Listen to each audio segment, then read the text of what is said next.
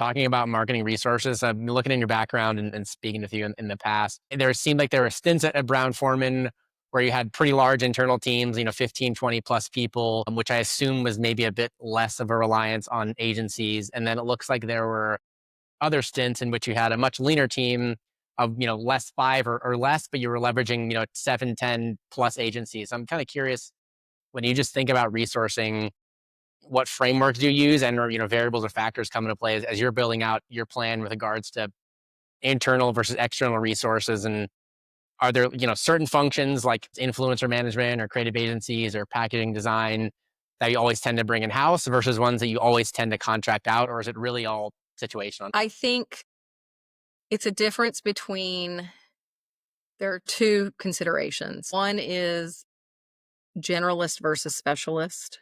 So I'm always for PR, for social media, for packaging. I'm always going to want specialists. I want people who know the function and the practice better than anybody I could have on the team in-house. Now, there is an extra layer of complexity with beverage alcohol in that there are certain regulatory things that I need those those partners to understand. My generalist, I'm going to want to be able to wear many hats and be really focused on our brand and our business all the time. The other consideration is the length of engagement. So, do I need how much design work am I doing on a weekly, monthly, quarterly, annual basis?